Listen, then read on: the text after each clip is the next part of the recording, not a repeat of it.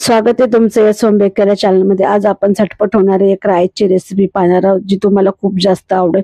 तुम्हाला जर माझ्या रेसिपी आवडत असेल तर एक लाईक नक्की करा। चला तर व्हिडिओला सुरुवात करूया। इथे मी पाव चम्मच एवढं चण्याची डाळ, पाव चम्मच उडदाची डाळ, गॅस हा मी स्लोच ठेवलेला आहे। गॅस फास्ट करू नका, नाही तर आपल्या डाळी आणि मसाले जळून जातील।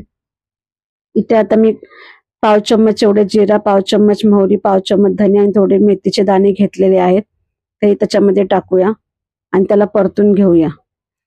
तुम्हाला एक विनंती आहे, तुम्हाला जर माझे व्हिडिओ आवडत असेल तर माझ्या व्हिडिओला लाईक करा, माझ्या चॅनलला सबस्क्राईब करा आणि माझे व्हिडिओ तुमच्या मित्रमैत्रिणीला शेअर करा। आता आपण याला परतून घेऊया। 1 मिनिट आपण याला चांगलं परतून घेऊया। तर 1 मिनिट झालेले आहे। आता याच्यामध्ये आपण बेडगी मिरची घालूया। इथे 5 बेडगी मिरची मी घेतलेल्या आहेत, त्यातल्या बिया काढून घेतलेल्या आहेत, त्याच्यामध्ये टाकूया आणि परतून घेऊया।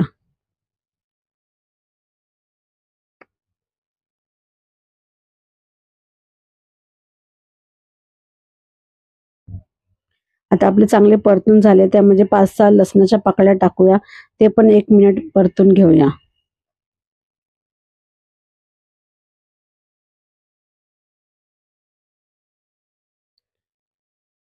आता 1 मिनिट झालेलं आहे। आता आपण याला थोडंसं बघा, आपली डाळ पण चांगली लाल झालेली आहे, करपली नाही, पण मस्त खरपूस भाजून झालेली आहे। आता आपण गॅस बंद करूया आणि एका प्लेटमध्ये त्याला काढून थंड करून घेऊया।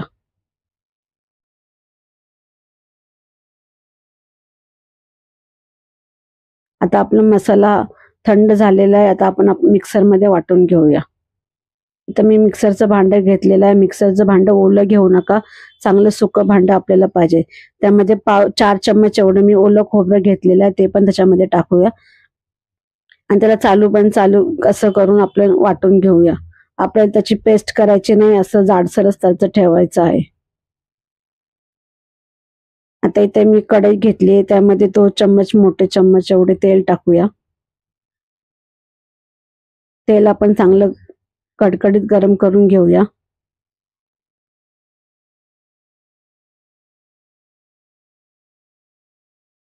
आपलं तेल हे गरम झालेले आहे, त्याच्यामध्ये आपण आता 1 चम्मच एवढी चण्याची डाळ, 1 चम्मच उडदाची डाळ, 2 मिनिटं आपण याला आता तळून घेऊया।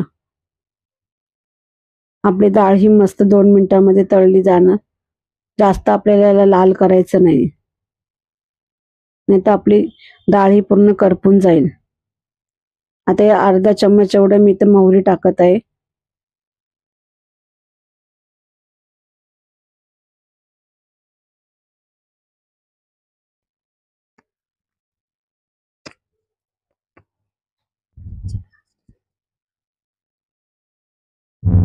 आता मोहरी आपली आणि डाळ आपली मस्त खरपूस झालेली आहे। त्याच्यामध्ये आपण आता कढीपत्त्याचे पाने टाकूया आणि जो मसाला आपण वाटला होता तो त्याच्यामध्ये टाकूया आणि त्याला चांगलं मिक्स करून घेऊया।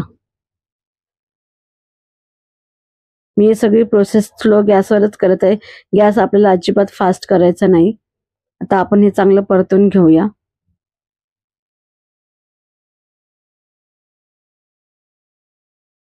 आता मिनिटभर आपण याला चांगलं परतून घेऊया।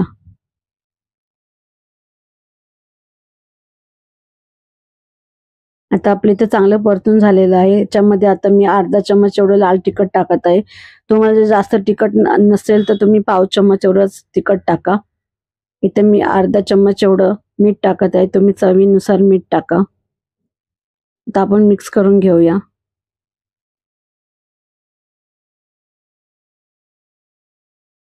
आता इथे मी 4 चम्मच एवढी किसलेली कैरी घेतली आहे, याच्यामुळे आपल्या राईसला मस्त चव येते। एकदा तुम्ही ही नक्की अशी रेसिपी ट्राय करून बघा, नक्की तुम्हाला खूप जास्त आवडेल। आता आपण हे सगळं मिक्स करून घेऊया। आपली कैरी मसाला हे सगळं आता चांगलं मिक्स झालेलं आहे। त्याच्यामध्ये मी 250 ग्राम एवढं तांदूळ हे मी उकळून घेतलेले आहेत, शिजवून त्यातलं पाणी काढून मी थंड करून घेतलेले आहेत। तुम्ही रात्रीचा राईस असेल तरी तुम्ही तो पण टाकू शकता। आता आपण हा चांगला मिक्स करून घेऊया।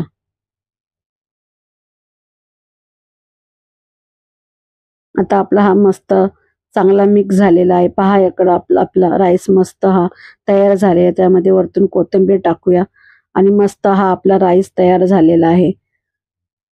हा तुम्ही एकदा नक्की ट्राय करून बघा। आता कैरीचं सीझन आहे, हा मस्त तुमचा राईस तयार होईल। बघा हा मस्त आपला राईस तयार झालेला आहे।